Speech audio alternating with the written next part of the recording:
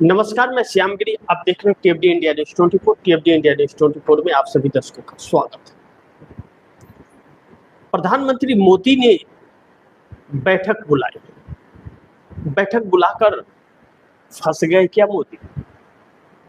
बड़ी महत्वपूर्ण है कि इंडिया गठबंधन की बैठक से घबराए प्रधानमंत्री ने आनन फानन में आज बैठक बुला ली।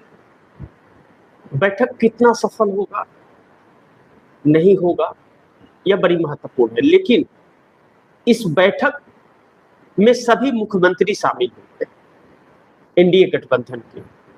तो एनडीए के मुख्यमंत्री कितने हैं? एक, चंद्रबाबू नायडू। इसके अलावा एनडीए का कोई मुख्यमंत्री है ही नहीं।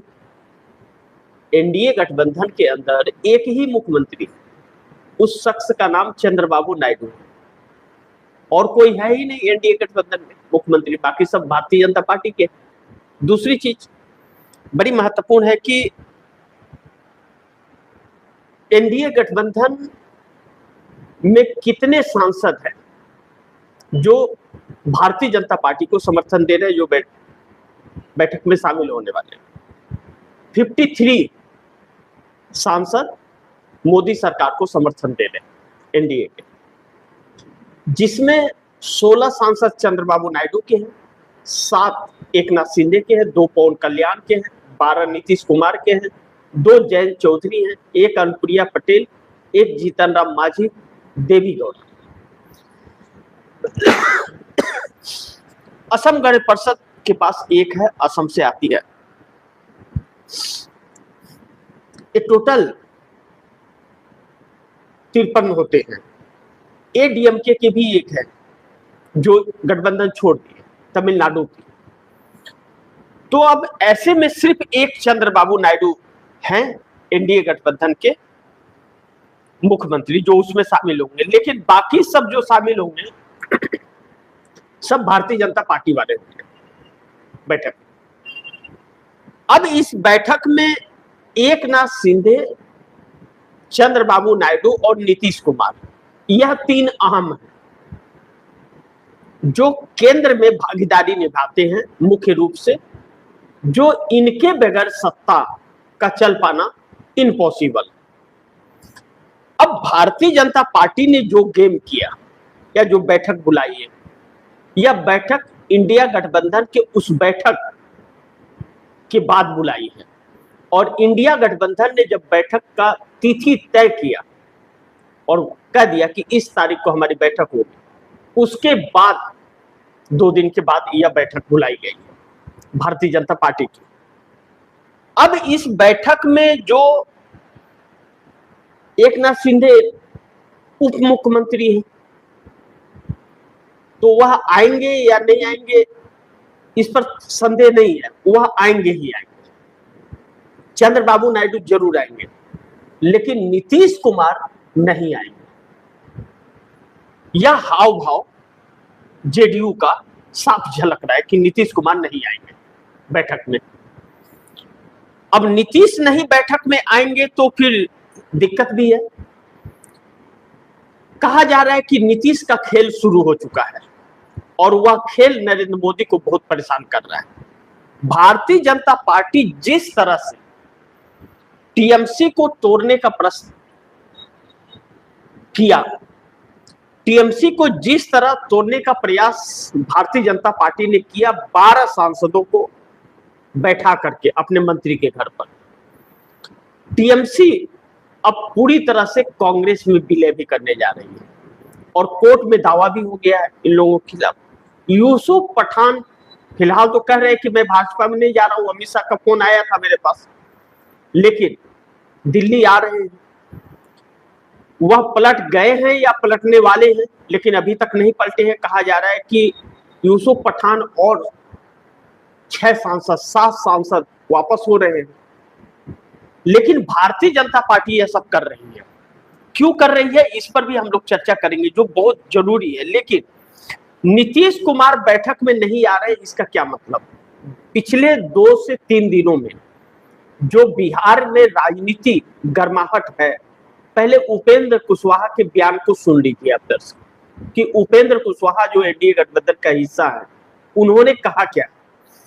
उपेंद्र कुशवाहा ने आधिकारिक तौर पर प्रेस कॉन्फ्रेंस करके यह बात कही है कि कई महीने पहले यह खबर चली कि राष्ट्रीय लोक मोर्चा का विलय होने वाला है।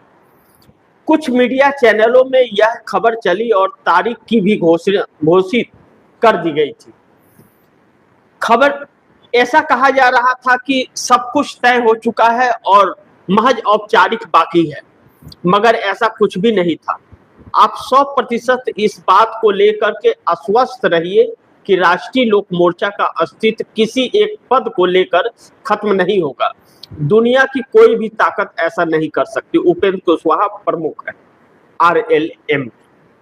इन्होंने यह आधिकारिक रूप पर प्रेस कॉन्फ्रेंस करके बयान दिया। अब यह क्यों चली? क्योंकि दीपक प्रकाश जो उपेंद्र कुशवाहा के बेटे हैं, यह सम्राट चौधरी सरकार में मंत्री है। इनको भारतीय जनता पार्टी ने MLC की सीट देने के लिए कही थी और उपेंद्र कुशवाहा को राज्यसभा की टिकट है, लेकिन भारतीय जनता पार्टी ने वादा खिलाफी कर दिया, नहीं दिया। इस बाबत दीपक प्रकाश उपेंद्र कुशवाहा के बेटे को इस्तीफा निश्चित देना पड़ेगा। वह या तो विधान परिषद या विधानसभा दोनों में किसी एक का मेंबर होना जरूरी है, लेकिन मोदी ने फंसा दिया। अब दीपक प्रकाश को मंत्री बनाए रखने के लिए उपेंद्र कुशवाहा के पास एक रास्ता है। इनके पास 4 विधायक हैं। 4 विधायकों में 3 विधायक तो इनकी सुनने वाले नहीं है, क्योंकि वह भारतीय जनता पार्टी के साथ चलते रहते हैं। अब उपेंद्र कुशवाहा की पत्नी अपनी सीट खाली कर दे विधायक की, और वहां से दीपक प्रकाश को खड़ा करके विधायक बना दिया जाए। इस हालात में वह बच सकते हैं। ऐसे में कोई भी मां या बाप अपना सीट खाली बेटे के लिए कर ही देगा। इनकी पत्नी तैयार भी है। लेकिन एनडीए गठबंधन का क्या हिस्सा उपेंद्र कुशवाहा रहेंगे? एक बयान और दिया उपेंद्र कुशवाहा ने। उपेंद्र कुशवाहा ने यह बयान दिया कि जब तक नीतीश एनडीए में है तब तक हम एनडीए में हैं। जिस दिन नीतीश एनडीए से निकलेंगे जाएंगे, इस शब्द का इस्तेमाल किया, जिस दिन नीतीश जाएंगे एनडीए से उस दिन हम भी चले जाएंगे, उस दिन हम भी चले जाएंगे। ध्यान रखिएगा, फिर एक बार बताता हूं आप दर्शकों को। उपेंद्र कुशवाहा ने यह बयान दिया कि जब तक नीतीश एनडीए में है तब तक हम भी हैं, जिस दिन नीतीश जाएंगे एनडीए से हम भी चले जाएंगे। बस राजनीति गर्म हो गई। एनडीए गठबंधन में उपेंद्र कुशवाहा के साथ भारतीय जनता पार्टी ने जो ठगी की और जीतन राम मांझी के साथ वादा खिलाफी का नाम दिया गया, और चंद्रबाबू नायडू ने भी भारतीय जनता पार्टी को वादा खिलाफी का उपाधि दी है। उन्होंने भी कहा कि जो वादे कर रही है वादे से भाग रही है, वादा पूरा नहीं कर रही है। अब नीतीश नहीं आएंगे बैठक में, तो इसका मतलब समझ लीजिए भारतीय जनता पार्टी क्यों परेशान है। नीतीश कुमार की पार्टी जेडीयू के अंदर 2-3 दिन से जो हलचल चल रही है, और जो इंडियन एक्सप्रेस में जो प्राथमिकता से लेख छपा संजय झा का और ललन सिंह के बयान, इन बयानों से भारतीय जनता पार्टी बहुत ही आहत है। और इस बात का भारतीय जनता पार्टी को पूरी तरह से अब अस्वस्थ वह होती हुई नजर आ रही है कि नीतीश कुमार कुछ तो करने वाले हैं। इस बैठक में नीतीश का न आना इस बात की तरफ संकेत जाता है कि नीतीश कुमार बहुत ज्यादा दिन अब टिकने वाले नहीं।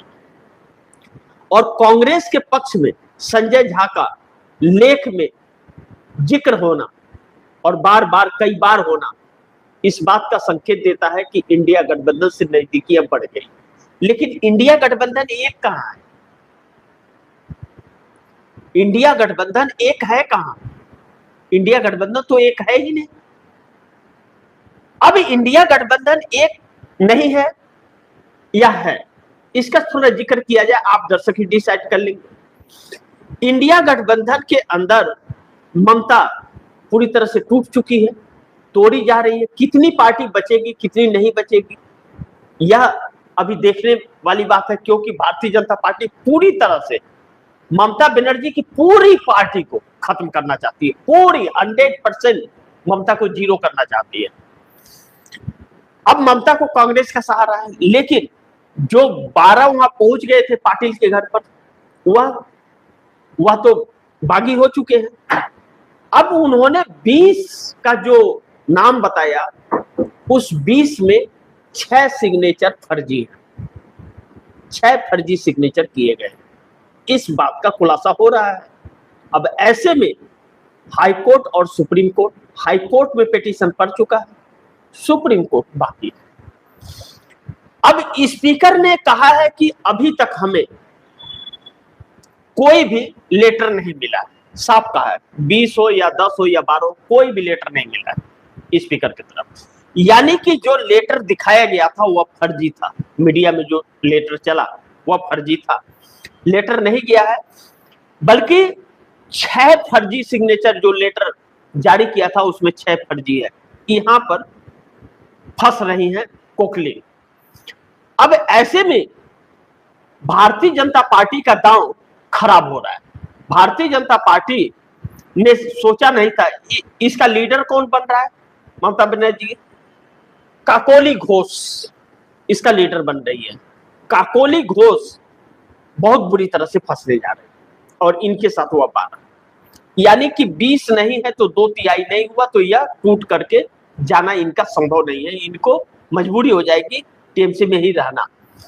अब भारतीय जनता पार्टी प्रयास कर रही है, यूसुफ पठान भी आ रहे हैं, क्या होता है वह भी देखना बड़ी महत्वपूर्ण। लेकिन हम नीतीश के उन बातों पर अब चर्चा कर ले जिसको लेकर के मोदी एनडीए की बैठक बुलाए हुए हैं और बुरी तरह से फंस गए हैं। अब ममता बनर्जी को जिस तरह से तोड़ा गया है, उससे यह साफ लगता है कि एकनाथ शिंदे और चंद्रबाबू नायडू, पवन कल्याण, यह 3 लोग बहुत आहत हैं इससे। कौन कौन, ध्यान दीजिए, एकनाथ शिंदे, चंद्रबाबू नायडू और पवन कल्याण। अब नीतीश कुमार यह समझ गए कि अब भरोसे के लायक मोदी नहीं रहे। आखिर यह तोड़फोड़ क्यों हो रही है, जब 293 एनडीए गठबंधन का है, 240 भारतीय जनता पार्टी का और 253 एनडीए का, तो 293 होता है, एक कम हो गया भाजपा का, तो 292 हुआ। 272 की जगह जब 292 है, तो यह तोड़फोड़ को कोशिश क्यों की जा रही है? इसका मतलब एनडीए के ऊपर भरोसा नहीं है, इसका मतलब विश्वास की कमी एनडीए गठबंधन में है। अब जिस तरीके से ममता बनर्जी को तोड़ा है भारतीय जनता पार्टी ने, और जिस तरह से 272 के आंकड़े को पार करना चाहती है, इससे यह साबित हो गया है कि कुछ गलत कानून ला करके पास करना चाहती है। Delimitation, one nation one election, इन दोनों के जरिए जो खेल करेगी भारतीय जनता पार्टी, यह देश पर पूरी तरह से कब्जा हो जाएगा, पूरी तरह से देश पर कब्जा हो जाएगा इसका। बहुत ही सोची समझी रणनीति के तहत आरएसएस और भारतीय जनता पार्टी काम कर रही है। यह बात नीतीश को समझ आ गई है कि अगर ऐसा हो गया तो फिर क्षेत्रीय दलों का खात्मा निश्चित है, और नीतीश कुमार 4 साल 5 साल अभी स्वस्थ थोड़ा बहुत है तो चल सकते हैं, लेकिन 30 के बाद नीतीश कुमार राजनीति में उतना सक्रिय नहीं रहेंगे, किसी भी कीमत पर नहीं रहेंगे, उम्र बहुत काफी हो गई उनकी। ऐसे में नीतीश नहीं चाहते कि ऐसा कुछ हो बिहार में जिससे जेडीयू का अस्तित्व खत्म हो जाए, और इस रास्ते पर यही होगा। इसमें अब ललन सिंह और संजय झा पूरी तरह से, जो एक बागी रुख अपनाए हुए थे, वह पूरी तरह से साथ हो गए। तो नीतीश कुमार ने कल संजय झा के ऊपर और ललन सिंह के ऊपर पूरी जिम्मेदारी डाल दी कि आप जैसा अच्छा समझते हैं वैसा कीजिए। उसी का नतीजा हुआ लेख इंडियन एक्सप्रेस का था, जिसमें कांग्रेस को लेकर के सहानुभूति संजय झा ने की थी। नहीं तो संजय झा कभी भी कांग्रेस को, बाप रे, कांग्रेस को तो फूटी आंख नहीं देखना चाहते थे। तो यह चीजें संजय झा ने की। ललन सिंह के बयान बदल चुके हैं, भारतीय जनता पार्टी के पक्ष में नहीं है, सीधा भारतीय जनता पार्टी को चुनौती दिया कि भाजपा गलतफहमी में ना रहे, यह ध्यान रखे कि हमारे समर्थन से बिहार में और केंद्र में सरकार चल रही है। इसे भूले ना, इसे भूलेगी तो गड़बड़ा जाएगा मामला। यानी कि यह अल्टीमेटम है। अब नीतीश कुमार नहीं आएंगे इसलिए कि संजय झा और ललन सिंह, इन दोनों में से कोई एक रहेगा बैठक में या दोनों रहेंगे, लेकिन नीतीश नहीं आएंगे। मोदी सोचते थे कि नीतीश जरूर आए, नीतीश नहीं आएंगे तो इसका संदेश जो है वह सही नहीं जाएगा, क्योंकि जिस तरह से बयान आए हैं उन बयानों पर मुहर लग जाएगी और उससे भारतीय जनता पार्टी को खासे नुकसान होगा। लेकिन फिर भी नीतीश नहीं आ रहे अभी तक की सूचनाओं के अनुसार, और बैठक शुरू होगी तो पता भी चल जाएगा, उन खबरों को भी लेकर के आएंगे। लेकिन अभी तक नीतीश नहीं आ रहे हैं, क्लियर है यार कि नहीं आ रहे हैं अभी तक। अब ऐसे में नीतीश का खेल शुरू हो गया। अब बड़ी महत्वपूर्ण है कि एकनाथ शिंदे के अंदर पूरी तरह से या उन्हें विश्वास और भरोसा हो गया है कि भारतीय जनता पार्टी किसी भी कीमत पर उनकी पार्टी को छोड़ने वाली नहीं है। जैसे ही ममता बनर्जी का काम पूरी तरह से तमाम होगा, वैसे ही शिवसेना एकनाथ शिंदे की खत्म हो जाएगी। अब्दुल सत्तार की बातें सच हो जाएगी अगर एकनाथ शिंदे ने भी थोड़ी भी देर अगर करते। यानी कि अब्दुल सत्तार का बयान आधिकारिक तौर पर दिया गया बयान कि भारतीय जनता पार्टी ने 2 टुकड़े पहले ही कर दिए हैं शिवसेना के, और अब गर्दन मरोड़ कर अस्तित्व को समाप्त कर देगी अगर भारतीय जनता पार्टी के प्रभुत्व में काम किए। डायरेक्ट नाम लेकर के अब्दुल सत्तार ने बात कही है, बयान दिया है, डायरेक्ट नाम भाजपा का। तो एकनाथ शिंदे चंद्रबाबू नायडू के संपर्क में आ गए। चंद्रबाबू नायडू के संपर्क में आने के बाद चंद्रबाबू नायडू भी सारी इस गतिविधियों पर नजर बनाए हुए, जिससे चंद्रबाबू नायडू को भी डर है कि यह किसी को बख्शने वाली नहीं है पार्टी। अब आज की चंद्रबाबू नायडू भी कई मुद्दों पर साथ नहीं गई। यही वजह रहा कि राज्यसभा सांसद के लिए भारतीय जनता पार्टी को समर्थन नहीं दिया चंद्रबाबू नायडू ने साफ इंकार कर दिया देने से। आंध्र प्रदेश में 4 सीटें थी जिस पर चुनाव हो रहे हैं। अब मध्य प्रदेश में कांग्रेस के प्रत्याशी को साजिश के तहत उसके नामांकन को रद्द कर दिया गया, साजिश के तहत, और निर्विरोध भारतीय जनता पार्टी का प्रत्याशी को चुन लिया गया साजिश के तहत। अब जो ब्लेम लगाकर की है भाजपा, वह है ही नहीं, और भाजपा के लोग ऑफिस में ढुक करके उसके पर्चा को रद्द करा दिए। यह बहुत एक सोची समझी रणनीति साजिश के तहत भाजपा कर रही। जैसे अब भाजपा समझ गई है कि अब अगर हम 272 को पार नहीं किए, भाजपा का लक्ष्य क्या है? लक्ष्य भाजपा का यह है 360 होना, डिलिमिटेशन इसका मुख्य उद्देश्य है। डिलिमिटेशन नहीं हुआ तो भाजपा का अस्तित्व खत्म हो जाएगा, और डिलिमिटेशन के जरिए 1 नेशन 1 इलेक्शन कराना है इसको किसी भी कीमत पर, वरना 100 साल आरएसएस के और भारतीय जनता पार्टी का यह सत्ता बेकार हो जाएगा, किसी काम का नहीं रहेगा, क्योंकि इसके बाद भाजपा पनप नहीं पाएगी और भाजपा का भी वही हाल होगा जो ममता का हो रहा है, फिर संकट भरा होगा। तो इसके लिए यह चांस गंवाना नहीं चाहती। लेकिन क्या 37 सांसद पलट जाएंगे? मोदी एनडीए की बैठक बुला करके फंस तो नहीं गए बुरी तरह से? यह 37 सांसद जो नीतीश नायडू शिंदे के हैं, यह पलट जाएंगे क्या? इनके अंदर इतनी क्षमता, हिम्मत है? हिम्मत तो बहुत है, क्षमता भी है, वो किसी के अंदर भी आ सकती है। अकेला है वह भी शख्स पलट सकता है। लेकिन यह लोग आए क्यों थे एनडीए में? नीतीश तो ठीक है, वह अपने वहां संयोजक नहीं बनाया गया तो यहां आ गए, लेकिन उधर जाने के संकेत भी दे रहे, लेख तो यही करेंगे, कांग्रेस से हमें कोई दिक्कत नहीं है, बार बार दे रहे हैं, उस पर बातचीत भी चल रही है, तैयारी भी हो रही है। लेकिन Eknath Shinde ED CBI income tax के डर से ही आए थे। चंद्रबाबू नायडू कौशल विकास परियोजना में 360 करोड़ 360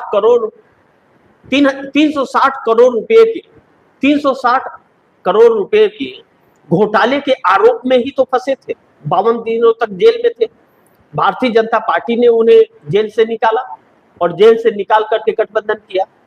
तो उस कौशल विकास परियोजना घोटाले में चंद्रबाबू नायडू को क्लीन चिट मिल गई है, लेकिन क्लीन चिट मिलने का मतलब यह नहीं कि केस पूरी तरह से क्लोज हो गया, उसे कभी भी खोला जा सकता है, लेकिन यह तब होगा जब सत्ता में रहेंगे। अगर अभी यह लोग समर्थन वापस का ऐलान करते हैं कि समर्थन वापस ले रहे हैं, जैसे नीतीश, नायडू, शिंदे, एक बार 37 अलग हो जाए, बोले कि मैं समर्थन वापस ले रहा हूं, तो सरकार गिर जाएगी क्या? नहीं, इस सरकार को बहुमत साबित करने के लिए वक्त दिया जाएगा। राष्ट्रपति भी इन्हीं का है, स्पीकर भी है, कहेगा आपको वक्त देते हैं, बहुमत साबित कीजिए, और उतना में डंडा बजा करके तोड़ डालेगी, सबको तोड़ डालेगी। कैसे टीएमसी के लोगों को कच्चा बनियान में लोगों को आधा बाल छील करके सड़कों पर नचा रही है भाजपा खुलेआम, और पुलिस भी साथ साथ है, पुलिस कुछ कर नहीं रही है। तो यहाँ संस्थान कानून कुछ बचा नहीं है, यह एक गुंडागर्दी चल रही है देश के अंदर, राजनीति नहीं हो रही, गुंडागर्दी चल रही है। 1 महीने हो गए, सरकार ने अभी तक काम शुरू नहीं किया, गुंडागर्दी कर रही है अभी भी, तो यह संभव नहीं होगा।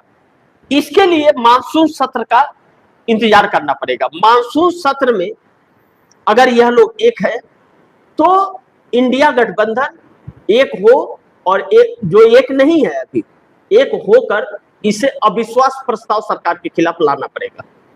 अविश्वास प्रस्ताव ला करके उस वक्त इस सरकार को वोट न दे और यह सरकार गिर जाए, फिर नरेंद्र मोदी को विश्वास मत हासिल करने का मौका नहीं मिलेगा और उन्हें उसी दिन इस्तीफा देना पड़ेगा। फिर कोई और सरकार बनाने की कवायद कर सकता है या चुनाव में जाने की कवायद कर सकता है, कुछ भी कर सकता है, लेकिन नरेंद्र मोदी के प्रभुत्व में अगर चुनाव होता है तो फिर किसी और को जीतने की दूर दूर तक संभावना नहीं है। अभी उत्तर प्रदेश का चुनाव होने वाला है, अखिलेश यादव जीतेंगे? कतई नहीं जीत सकते, बिल्कुल नहीं जीत सकते। उत्तर प्रदेश की पूरी जनता अखिलेश यादव को वोट दे दे, नहीं जीत सकते, भाजपा ही जीतेगी। लेकिन अगर अभी सरकार बदल जाए, चुनाव बदल जाए, चुनाव आयोग बदल जाए, अभी देखिए भारतीय जनता पार्टी की जमानतें जब्त हो जाएगी। अभी निष्पक्ष चुनाव हो जाए, भारतीय जनता पार्टी की जमानत जब्त हो जाएगी। इन्हीं के लोग जो बहुत अपने आप को गद्दावर समझते हैं वह भाग खड़े होंगे, कौन सी बिल में ढुके रहेंगे पता नहीं चलेगा। तो इस वक्त के हालात जो हैं वह सही नहीं है और यह नजर बनी रहेगी कि वह आते। लेकिन एक और जो नाराजगी एनडीए में बढ़ रही है, एनसीपी की जो सुनेत्रा पवार 41 विधायक और 1 सांसद है, हालांकि उनके पार्टी के अंदर भी बगावत है, उनके पार्टी के 41 विधायकों में 15 विधायक जो हैं वह भारतीय जनता पार्टी के पक्ष में है। तो उनका दावा कितना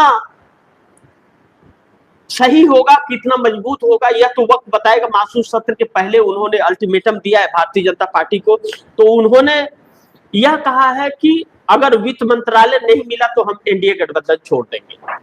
लेकिन सुनेत्रा पवार पर भरोसा नहीं कर सकते और सुनेत्रा पवार की पार्टी पर उनकी एनसीपी अभी पता नहीं कितने टुकड़ों में बटेगी, जिसमें 15 लोग, तकरीबन 15 से 16 लोग हैं, विधायक हैं, जो भारतीय जनता पार्टी के रडार में, जिनके ऊपर ईडी, सीबीआई, इनकम टैक्स, इन सब का शिकंजा कसा हुआ है। वही लोग सुनेत्रा पवार को डिप्टी सीएम अजित पवार के निधन के बाद 48 घंटे के अंदर कर दिया। अभी चीते की आग ठंडी भी नहीं हुई थी और 13वीं भी नहीं हुआ था, तब तक सुनेत्रा पवार डिप्टी सीएम का शपथ ले ली, राज्यसभा सांसद छोड़ करके। इतनी भी जल्दबाजी क्या थी, लेकिन ले ली। तो भारतीय जनता पार्टी ने दिला दिया, क्योंकि अजीत पवार के विमान क्रैश पर हजारों सवाल उठ खड़े हुए